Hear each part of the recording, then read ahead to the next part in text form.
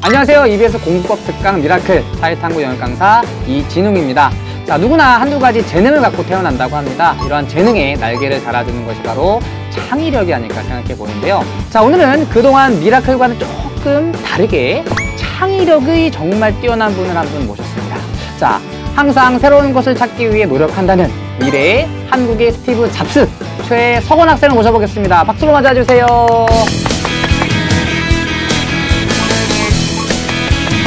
네, 안녕하세요. 저는 최석원이라고 합니다.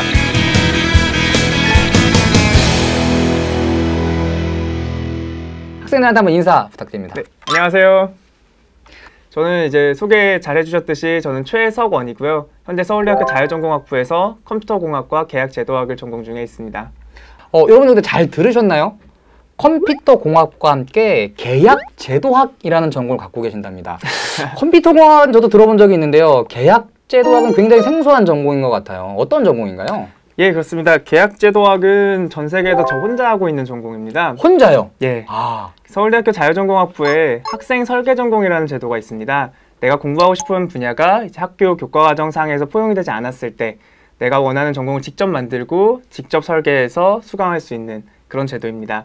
그래서 전 세계에서 오직 최석원 학생만 계약제도학을 공부하고 있는 거군요. 네. 그럼 계약제도학은 대체 어떤 걸 공부하는 전공일까요? 이름이 조금 어려운데요. 제가 관심을 가졌던 거는 결국 사람과 사회라는 부분이었습니다. 원래 고등학교 때 이과 공부를 계속 했었거든요. 네네네네. 그러고 나니까 이제 이과 공부를 뭐 물리, 화학 하도 많이 하다 보니까 좀 더 우리 사회가 어떻게 굴러가는지에 대해 질문을 가졌던 것 같아요. 네. 그러한 질문들을 이제 자율전공학부에 오고 나서 네. 그거에 대한 결과물로 전공을 만들게 되었습니다. 자, 그런데 우리 미라클 들어가기 전에 사전 인터뷰에서 프로그램 같은 거에도 관심이 많으셨나 봐요. 네네. 어플을 개발했다는 얘기를 들었었는데요. 예, 저는 이제 컴퓨터공학과를 다니면서도 계속 개발이란 프로그램에 관심을 많이 가졌었고요. 2013년에 이제 서울대학교 학생들이 사용하는 주변 배달 음식점 정보를 모아놓은 앱을 만들어서 출시하였습니다.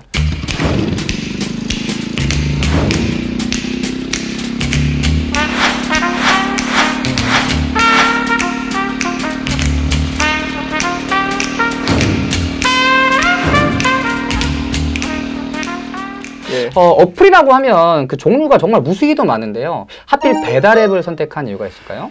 다른 이유는 아니었어요. 저희 학생들이 가장 그 당시에 필요로 하던 앱이었었거든요. 배달이요? 네, 학교에서는 이제 미관상의 이유 때문에 전단지가 돌아다니는 게 이제 교수님들 보시기에 지저분한 거예요. 그럼요. 그리고 자꾸 치우려고 하고 있었는데 학생들은 배달을 시키려면은 뭔가 찾아볼 게 필요하잖아요. 이러한 이유들 때문에 많이 이제 불편한 친구들이 많아가지고 이제 그거를 만들게 되었습니다. 맞아요. 저도 이미 좀 오래 지났지만 대학 다닐 때 항상 점심 뭐 먹을까 결정하는 가장 큰 고민이었거든요. 어플 개발했을 때 주변 친구들이나 뭐 교수님들의 반응은 어땠나요? 처음에는 정말 이게 처음 만든 거여가지고요. 디자인도 굉장히 별로였었고 기능도 별로였었어요. 그래서 홍보도 적극적으로 못하고 주변 친구들한테만 좀 얘기를 했었거든요. 근데 한 학기쯤 지나니까 제가 생각했던 것과는 전혀 다르게 상당히 많은 학생들이 사용을 해주더라고요. 그래요? 한 학기 만에 거의 3,000명 가까운 이제 학생들이 사용을 하게 되었습니다. 아무래도 딱 필요한 서비스다 보니까 학생들이 이제 좀 알아서 이렇게 소문이 많이 퍼지면서 사용하게 됐었던 것 같아요. 지금도 계속해서 어플이 운영되고 있는 건가요? 네, 원래는 서울대학교 시작을 했었는데 2015년에 이제 서울대학교 외에 한 20개 정도 대학들로 이제 추가적으로 확장을 했고요. 현재는 캠퍼스달이라는 이름으로 계속 운영 중에 있습니다. 야, 그러면은 우리 이 라이브 클래스에 참여해준 수많은 학생들이 대학에 가서 그 어플을 이용할 수도 있겠네요. 예, 그렇습니다. 야, 제목이 뭐라고요, 지금? 지금 이름은 캠퍼스달입니다. 캠퍼스달이요? 네. 캠퍼스달 꼭 기억해 두시고요.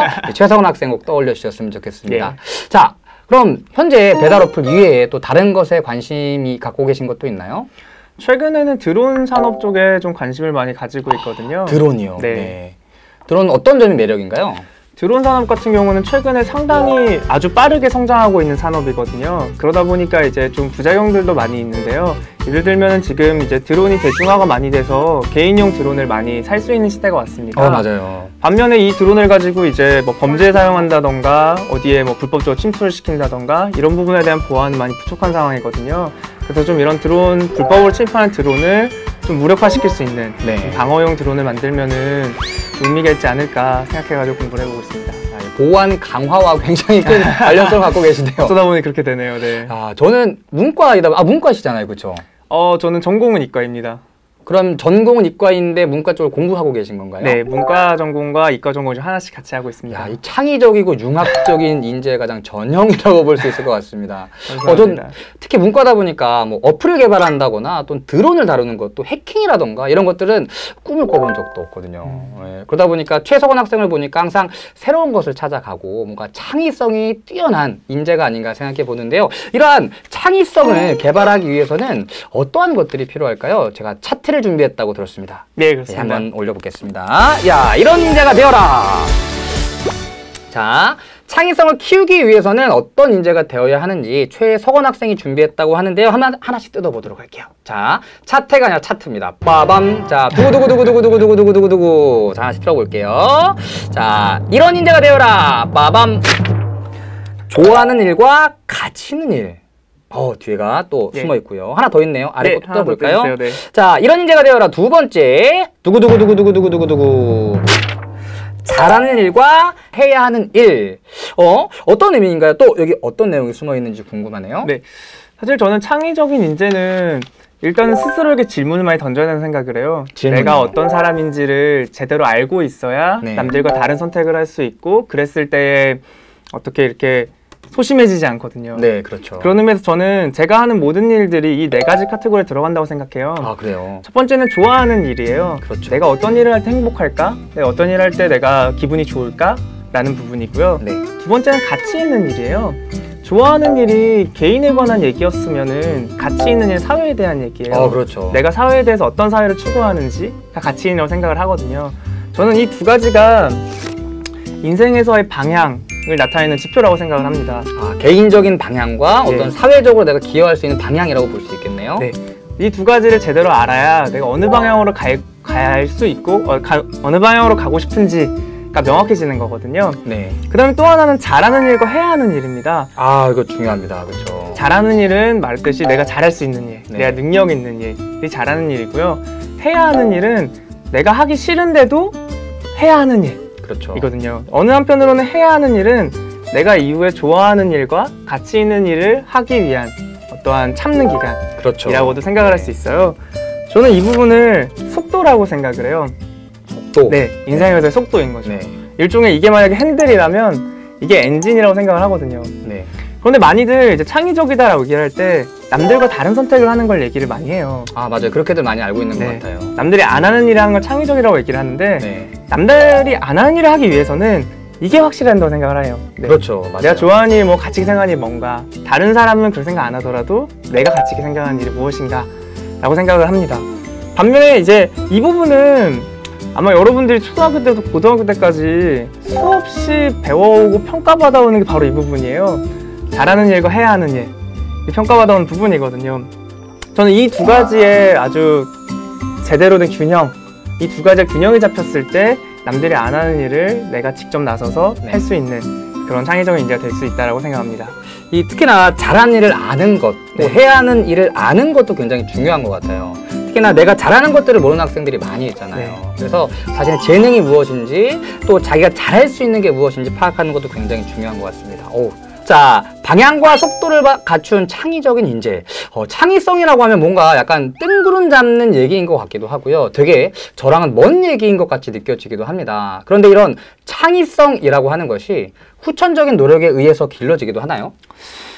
저는 굉장히 후천적인 노력이 중요하다고 생각을 해요. 그래요? 아까도 말했지만 이제 대한민국에서 초등학교, 중학교, 고등학교를 나오는 동안에 저희가 평가받고 훈련받는 거는 사실 한 80% 이상이 이제 그 속도에 대한 부분이에요. 얼마나 내가 하기 싫은 공부를 참고 힘들게 할 수 있냐. 그렇죠. 또는 혹은 내가 얼마나 공부를 빨리, 많은 지식을 빠르게 익힐 수 있냐 라고 생각을 하거든요. 네. 이거를 저희는 15년, 20년 동안 훈련을 받아오는 거예요. 그렇죠. 반면에 내가 좋아하는 일이 뭐고 가치 있는 일이 뭔지에 대한 고민은 별로 해본 적이 없는 것 같아요. 방향이 중요하다는 거죠. 네. 이거에 대한 고민 제가 해본 적이 없기 때문에 그거에 대한 고민을 해야 되는 거고 거기에 대한 시행착오가 있는 거고요. 처음에는 이제 내가 좋아하는 찾기가 어렵지만 하나둘씩 내 행동에 질문을 던지고 그걸 찾아 나가다 보면 거기에 익숙해지고 숙련되는 거라고 생각을 합니다. 네. 결국 찾아 나가기 위한 개인적인 노력이 중요하겠네요. 아까도 그런 얘기 했었거든요. 지난번에 미라클에서 직업이라고 하는 것 또한 궁극적인 큰 가치를 이루기 위한 수단일 뿐이다라는 얘기를 나눴었거든요.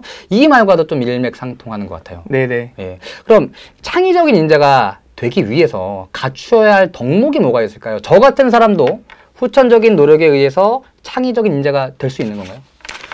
뭐 될 수 있다 없다를 제가 말씀드릴 수 있으면 돗자리를 펴야겠죠. 자, 그럼 네. 창의적인 인재가 되기 위해서 필요한 자질을 두 가지만 꼽는다면 뭐가 있을까요? 저는 첫 번째는 내 모든 행동에 질문을 던지는 게 시작인 것 같아요. 질문. 네. 네. 내가 오늘 공부를 하던 혹은 내가 오늘 어디 뭐 학원을 가던 아니면은 뭐 밖에서 놀던 뭘 하던 간에 내가 그 순간에 왜 그 일을 하고 있는지를 계속 고민해야 된다는 생각을 하거든요. 네. 그러다 보면 그 고민이 꼬리를 잇다 보면은 그 다음 스텝이 보여요. 이런 고민하다 보면 아, 그럼 내가 내일은 이걸 해야 되겠다. 아, 나 내일 이게 하고 싶어진다. 네. 라는 게 생기거든요. 그렇게 되다 보면 결국엔 선택이 익숙해지는 상황이 오거든요. 네네. 저는 그거를 비상함이라고 부르고 싶어요. 비상함. 네. 네. 이때 비상함은 똑똑하다는 얘기를 하는 게 아니에요. 이 비상함은 이제 비상식적인 사람. 아, 비상식적인 네. 사람. 아. 여자 주인공이요.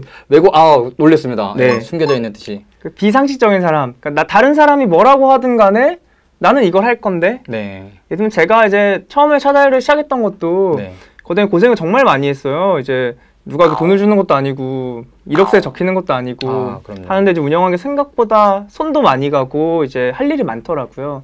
어느 누가 보기에는 제가 이제 저는 대학 시절에 공부할 것도 많고 네. 학점 관리도 해야 되고 뭣도 해야 되는데 왜 저런 일을 하지? 누가 알아주는 것도 아닌데? 라고 생각할 수 있거든요. 그럴 수도 있죠. 저는 그게 비상식적인 비상함이라고 생각합니다. 일반적이지 않은 이라고 해석해 네. 볼 수 있겠네요. 뭔가 다른 것들을 생각하고 다른 것들을 꿈꾸는 네. 예, 비상함. 그럼 비상함이 첫 번째라면 두 번째는 뭐가 있을까요? 저는 두 번째는 집요함이라고 생각을 해요. 집요하며. 네. 네. 집요함은 앞에서 얘기했듯이 해야 하는 일을 하는 거예요. 어느 방향을 쳐도 중요하지만 그 방향을 가다 보면 하기 싫은 일도 있고 힘든 일도 있어요. 네. 이제 그럼에도 불구하고 그 일을 이겨내는 어떤 그런 끈기? 그런 것들 저는 집요함이라고 표현하고 싶습니다. 그 얘기 듣기로는 아버님이 그렇게 집요하셨다고 그러는데 대체 어떻게 집요하셨던 거죠? 사실 제가 내신 공부를 네. 이제 아버님이 처음에 알려주셨거든요. 언제부터 아버님과 내신 공부를 같이 하셨나요? 초등학교 4학년이었어요. 아버님이 이제 네. 너는 초등학교 고학년이 됐으니 네. 이제 공부를 해야 된다. 네. 그러면서 저희 내신 공부 같이 하셨었거든요. 정말 좋았던 게 제가 몇 시간 공부하고 몇 분 쉬는지까지 다 체크를 해주셨었고요. 아버님이요? 네. 체크를 해주신 게 아니라 옆에서 같이 책을 읽으셨어요. 네. 책을 읽고 같이 쉬고 같이 그 패턴을 만들어 갔었거든요. 네네.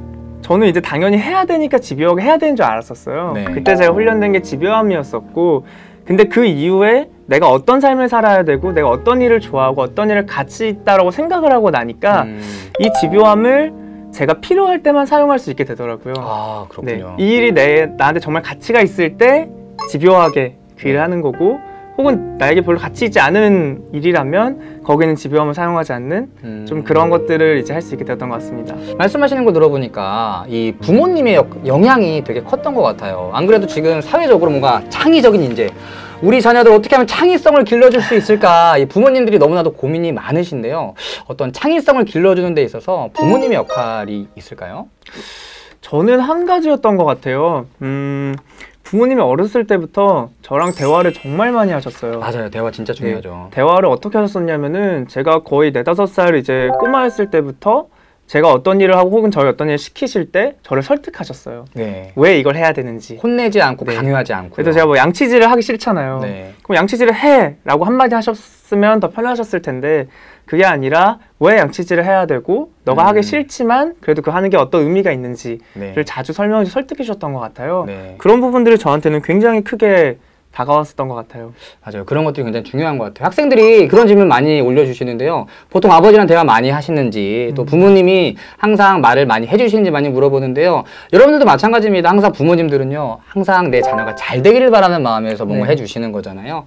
여러분들이 조금만 마음을 열면 또 부모님과도 좋은 관계를 맺을 수 있을 것 같아요. 어쨌든 창의적인 인재 또 내가 원하는 것들 이뤄나가기 위해서는 부모님과의 관계도 굉장히 중요한 것 같습니다. 여러분들 어떤가요? 뭔가 다른 분들과 우리 그동안 학습법 특강 미라클에서 보셨던 다른 분들과 조금 다른 것 같은데요. 특히 그동안의 입시와 관련해서도 일반적이지 않은 길을 걸어왔던 것으로 알고 있습니다. 창의적인 인재, 뭔가 어플을 만들고 또 드론에 관심을 갖고 이런 것들도 중요하지만 그래도 아직까지 학생들에게 가장 중요한 것, 그리고 가장 많은 관심을 갖고 있는 것은 입시가 아닐까 생각해 봅니다. 입시는 어떻게 준비하셨나요?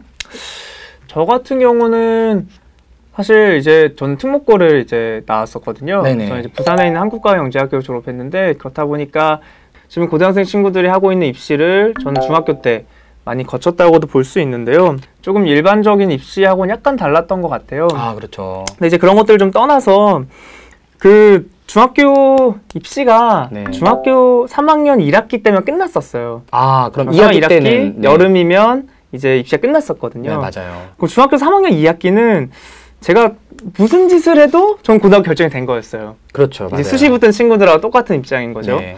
그래서 당연히 시험 공부를 안 했어요.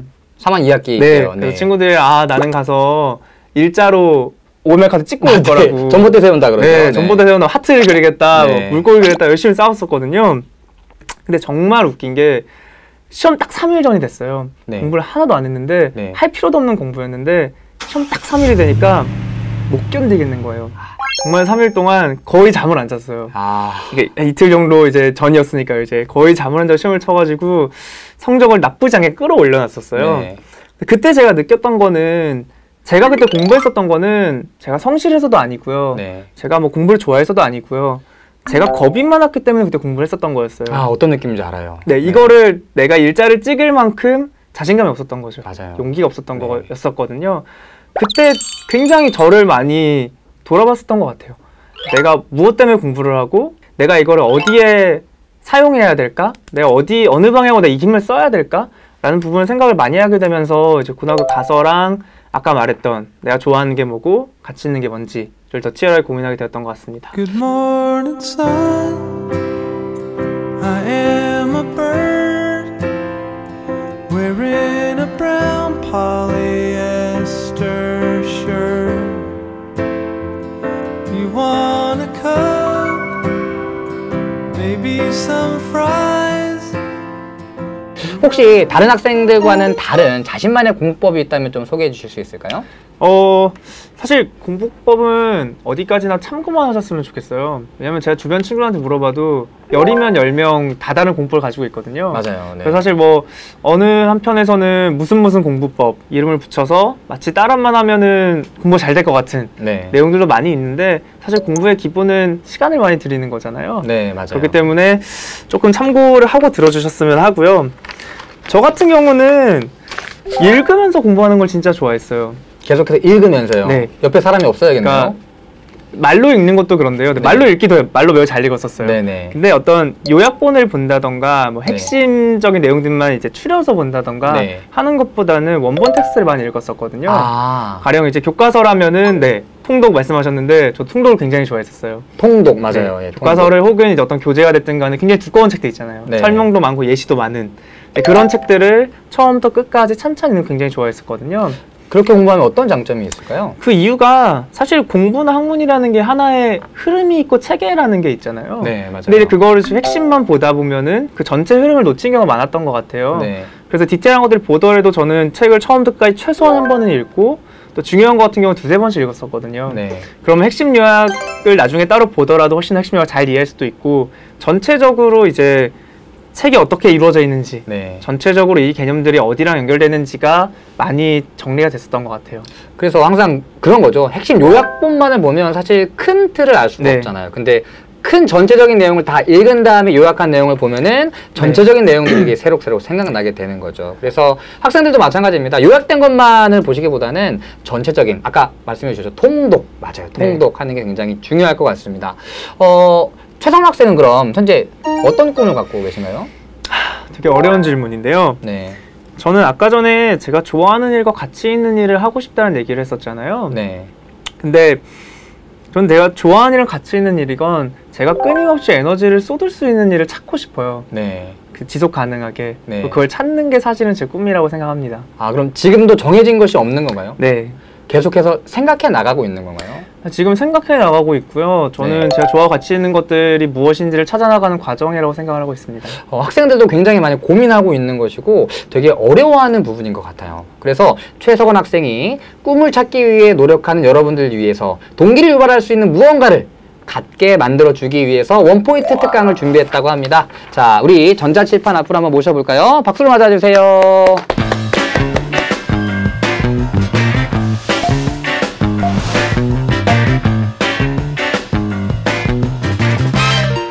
예, 아마 뭐 너무나도 유명한 인물이라서 아마 모두가 다 아시는 분일 거예요. 제가 사실 이걸 염두에 두고 스티브 잡스라고 소개를 하셨는지 잘 모르겠었는데, 네, 그렇습니다. 스티브 잡스가 2005년에 스탠포드 졸업식 때 와서 연설을 한번 했었어요. 그때 내용 중에 이런 게 있어요. 커넥팅 더 다츠라는 얘기가 있거든요. Again, you can't connect the dots looking forward. You can only connect them looking backwards. So you have to trust that the dots will somehow connect in your future. 영어 시간이 아닌데 영어가 나오니까 힘들죠. 네. 무슨 얘기냐면은 잡스가 지금까지 인생을 살아오면서 굉장히 많은 분기점들이 있었고 굉장히 많은 일들이 있었어요.